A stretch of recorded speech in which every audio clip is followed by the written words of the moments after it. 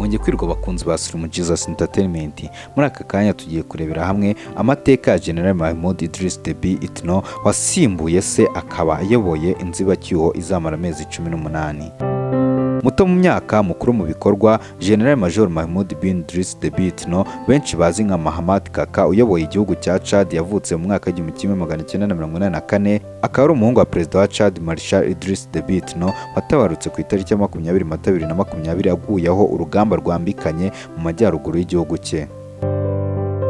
General Mahmoud bin Idriss Deby Itno niwe uyoboye leta iyobowe n'igisirikare cy'ingabo z'igihugu cya Chad kuva byatangazwa ko se Marshal Idriss yitabye Imana kuwa 20 Mata 2021, n'uri gukora no kuza inshingano zose zirebana n'umukuru w'igihugu. Mahmoud Deby w'imyaka 37 yatangira amasomo ya gisirikare mu ishuri rya Joint Grouping mu gihugu cy'ibisekuru n'ababyeyi be cya Chad, akomereza imyitozo n'amasomo ya gisirikare mu gihugu cy'Ubufaransa mu ishuri rya gisirikare ryo mu gace ka Aix-en-Provence. Akimara gusoza yahise yoherezwa kuba umwe mu bayobozi bakuru b'ishuri ry'aba ofisiye bidatinzagirwa umuyobozi wungirije mu kigo gishinzwe umutekano w'igihugu cya SERS. Intambara ya mbere yarwanye niyo muri Mata mu mwaka wa 2006 afite imyaka 22 yonyine, ubwo inyeshyamba zateraga umurwa mukuru wa Chad N'Djamena. Nyuma aza kugirwa umuyobozi mukuru w'umutwe w'ingabo zishinzwe imyitwarire n'iyubahiriza amategeko mu gisirikare. Yahise azamurwa ashyirwa ku ipeti rya majoro, hadaciyeho iminsi myinshi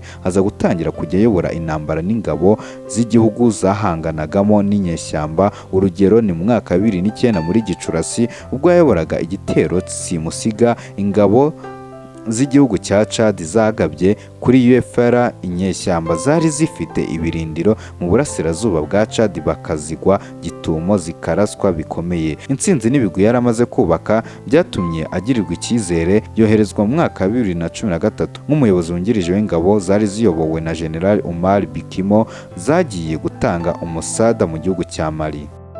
Ubwo yayoboye abasirikare bagaba igitero gikomeye ku nyeshyamba zari zarigize natsimburwa mu majyaruguru y'igihugu cya Mali mu misozi ya Adrar al-Fogas. Inyeshyamba bazirasa urufaya barazitsinda karava, nubwo urwo rugamba rwapfiriyemo abasore ba Chad bagera kuri 26 barimo na Abdelaziz Hassan, umuyobozi w'ingabo zitabazwa aho rukomeye za Chad arizo Special Forces.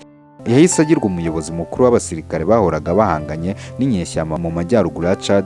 Byongeye akaba ari nawe wari ukuriye ingabo zishinzwe umutekano wa perezida Marshal Idriss kuva urupfu rwa se rwatangazwa bikanemezwa ko byakozwe n'inyeshyamba za FACT kuwa 20 Mata 2021. Byahise bitangazwa ko ari ugomba kuyobora akanama k'abasirikare 15 nawe arimo bagiye kuyobora igihugu. Mu gihe cy'amezi 18 inzibacyuho General Kaka akaba ari ugiye gukomeza ibikorwa byari byaratangijwe na se, birimo no guhashya inyeshyamba zirimo n'izivuganye se. Ubwo ibijyanye n'inshingano z'umukuru w'igihugu cya Chad cyari kiyobowe na Marshal Idriss, ubu bikaba biri mu biganza by'umuhungu we General Mahamat Kaka. Iyi ni Slim Jesus Entertainment, kora subscribe dukomeze tugendane 5 kuri 5. Ni byiza byinshi tuzagenda tubagezaho uko bwije n'uko bukeye.